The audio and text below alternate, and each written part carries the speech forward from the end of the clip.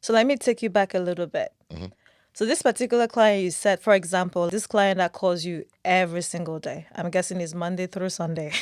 There's He no calls me weekend whenever he off. wants to. Yeah. So how do you still run your business and have that personal time for yourself as well as your family? How do you balance it? Because I remember we had a conversation and you told me like you wake up at like 5 a.m. and you have this whole lineup of things. So how do you balance that?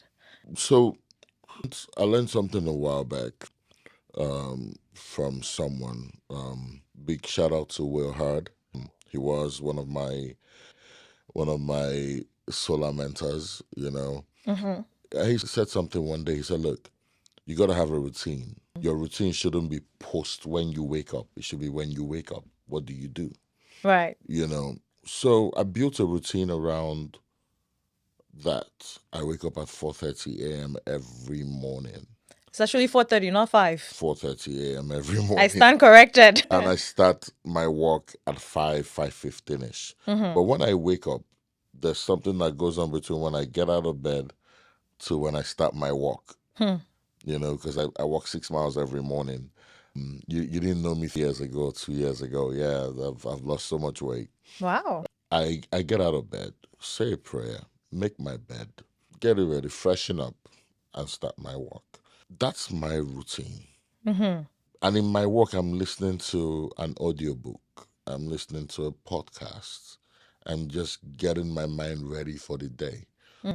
I get back home, get relax a bit, of course, get ready for the day. If I don't have an early morning meeting, I take it slow. If I do have an early morning meeting, and I'm on the move.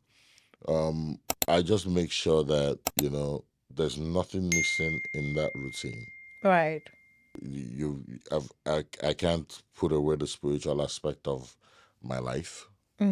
So I gotta inculcate that in my routine. That's the first thing I do. And then lay my bed. If I don't lay my bed, then there's something wrong. Somewhere I've missed a piece of the puzzle. It disrupts your Exactly. The disrupts your day. flow, Yeah. the flow. And that's just how it's been Consistently. consistently. Wow. Consistently. And I take that to the workplace as well. I gotta every week. I'm sorry I'm going to say this. My team think I'm crazy, but they're beginning to do it. Every week, I must knock $150. It's a target. Every week, I work Sunday to $150. Sunday. I drive into a community of 3,000 homes. I must knock $150 every week. Every week, single family homes, townhouses. I must because that's how you let people know what you do and who you are. Right. Even in my community, even where I stay, my neighbors know who I am and what I do, and it's been that way. I see. So it's like discipline and consistency. So out of that $150 that you knock, how many of them, like, what is the turnaround? How many were like, yeah, we need it, maybe, and then no? It What it, is that? it all depends. I don't. So when I started in the industry, I would knock doors because I want to get an instant response. Yeah. Now I knock doors because I'm like a farmer spreading my seed. Letting people know what I do.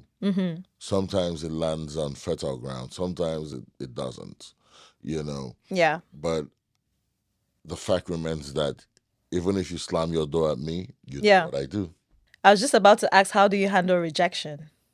with a smile. Yeah. Yes. Just let it This slide guy, right this off. guy I was talking to you about was I had gone to see somebody else. Yeah.